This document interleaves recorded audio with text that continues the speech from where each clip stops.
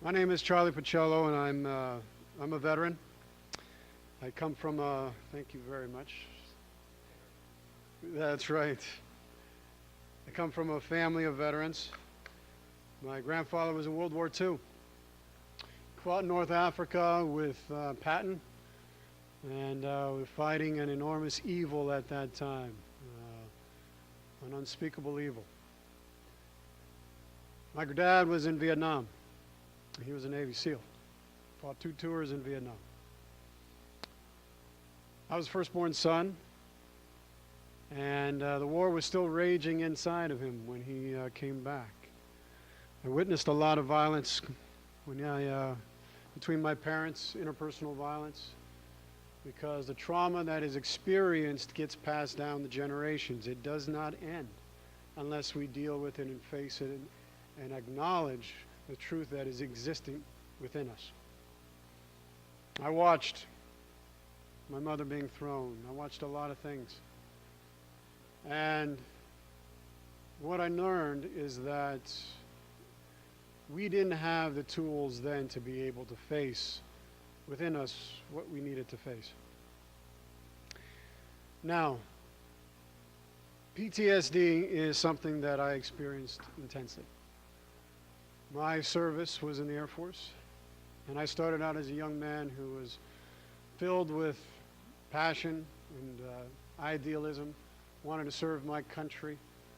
You know, I think everybody who joins a service, we're not warmongers. We're not trying to go out there because we desire to kill. We want to be there to preserve the peace. We want to be there to preserve freedom and justice and all the things that we are so blessed to have in this country. That's why I joined. I was very value-driven and filled with all this idealism inside. I had a sense of honor and integrity about everything that I did. I had a firm foundation. My character was built on a firm foundation that was brought up in my Italian family roots and Catholic family roots and strong faith in God. And I had a desire to be just like my dad and my grandfather serving their country. And this is something that's very common.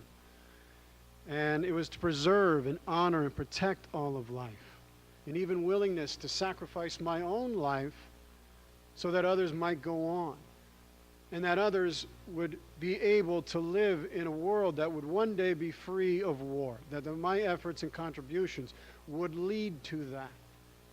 And if it cost me my life in order to give that to you, I would do that.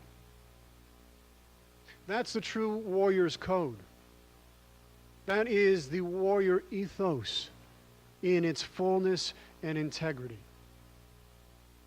We haven't always lived up to that ethos, obviously. And that's clearly evident in the film, where things are perverted and used for ulterior motives. I was the epitome of the all-American kid, all-American boy. Just like most of the people who join the service, in their hearts, that's who they are. No one understands the cost of peace more than the soldier, the airman, the sailor, the Coast Guard, the Marine. My job when I joined the service was I was an officer in charge of the mobile survivable ground units that would only be used in end-to-end nuclear war. That's what I did. There was a GPS NDS program, and I was in charge of these mobile units that would be used in integrated tactical warning and attack assessment and nuclear force management. And under my leadership, they became operational for the first time. Now, I remember sitting in one of these mobile units. See, now these units would conduct first strike capability, be able to have mobile operational ground mobility so that we can have operations during and after the war, and to see where they hit us and where we hit them. And I remember sitting in one of these units thinking to myself, realizing what I was participating in, and what we were all participating in, and thinking to myself, this is going to be used for the destruction and annihilation of mankind. This was not what I signed up for. And I saw images of nuclear weapons going off. I saw people using this machine, and I thought to myself, wait a second, what are we doing here? It made me nauseous, made me want to throw up. And I remember a big knot in my stomach when this happened, like a big wound. Now, trauma comes from the ancient Greeks. It means a piercing wound. It was a wound to your soul. It was a wound to your heart. It could be a physical wound, or it could be a wound to an animate object. It didn't matter. And when one of us was wounded, we were all wounded. We weren't separated. We weren't compartmentalized. We weren't separated from society. So that piercing wound that I felt, this knot, and I looked up in terror and rage at what I was thinking. I said, this is not what I signed up for. What I signed up for was to preserve and protect and honor life, not participate in the conspiracy and the planning to blow up the world. And it was in that moment, in that pivotal moment, that I lost my innocence. Just like those boys lost their innocence. They got conscripted, they got pulled into something. Every soldier at some point loses that. They see the reality of what it is that they are asked to do. And that was a deeply spiritual, psychological, and moral wound, because everything that I had been taught in church to value and honor life and to love and to show kindness and to be was in question. What I was participating in was an unspeakable evil. And I couldn't lie to myself and cloak myself in that social morality that says everything's okay. I can't do that anymore. The apocalypse wasn't something that was in the Bible. It was a reality that I was participating in.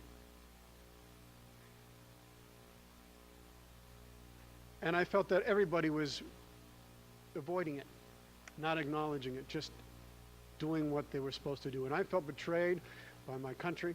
I felt betrayed by my society, by my commanders, by my God. Because why would a God create a world like this? And there was nothing we could do. We still had to follow our orders. And so it was like we were all in this blind conspiracy, this blind allegiance to this annihilation. We were all complicit in this war. Now I would wake up with apocalyptic nightmares, total apocalypse, futuristic destruction. I was breaking out in night sweats, frozen in my bed as this was happening, and it got to the point where I was like, where is the point? What's the point of living a moral life? What's the point of living a good life? What if we're just going to be blowing ourselves up anyway? I grew increasingly despondent and depressed. I was filled with such rage and hopelessness for the fate of my family, humanity. We were cursing with something that it seemed irreversible, and I lost hope. And I went on a very dark odyssey. I lost my moral compass. I turned my back on God, and the disintegration of my character was not far behind. What I have come to understand is that as commanding officer, we have the lives of the men and women in our charge. And if we don't establish that moral compass in that direction for them, and we abuse them like we abused these boys in this film right here, we break faith with not only society, but our own selves. And if we break faith with our own selves, then we are led into darkness. It's inevitable. The atrocities that we saw there, if we are not holding up the highest standard possible for humanity, then we are putting everyone at risk. See, we must start to see the humanity in others. We prepare for war. We don't prepare for peace. If we want to end war and have that vision of peace that we so want, then we have to start thinking in our minds and in our hearts, how do we prepare for peace?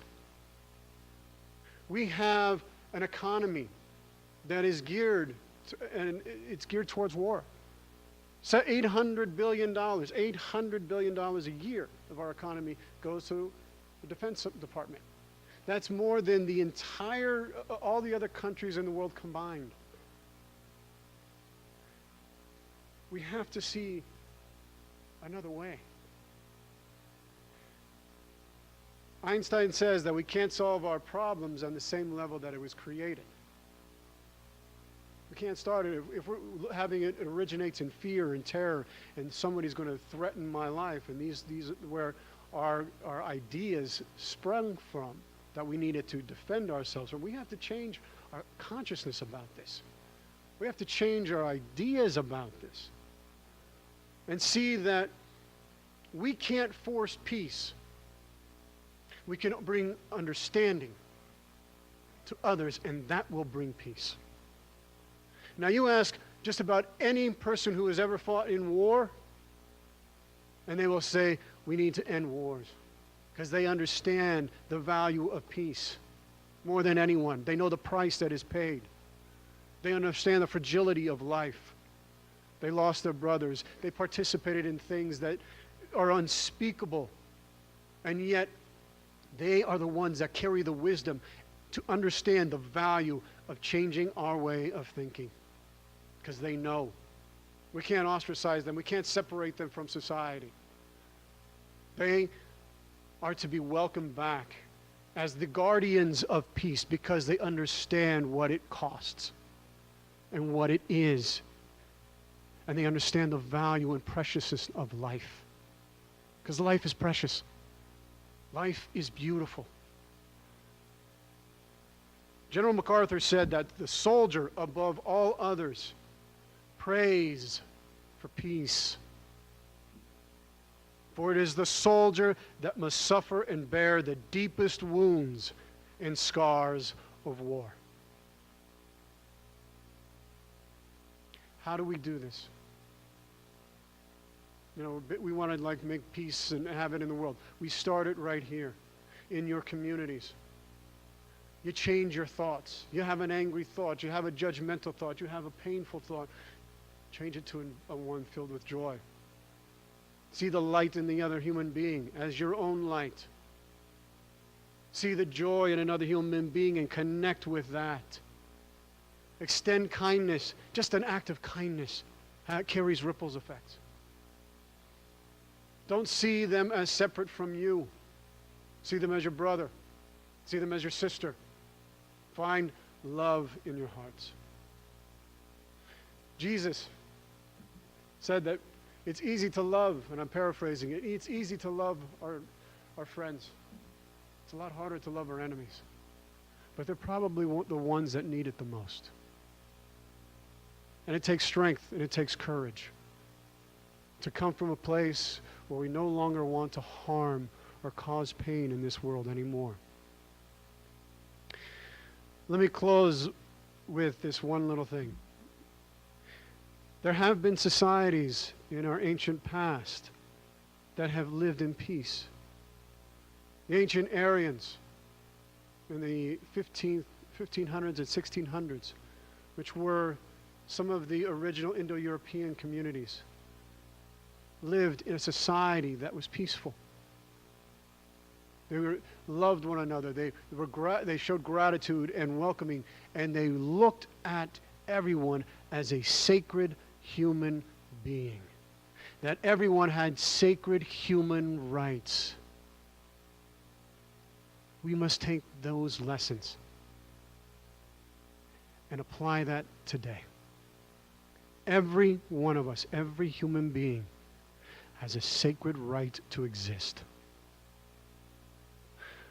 Let us bring peace to our world one day at a time. Thank you.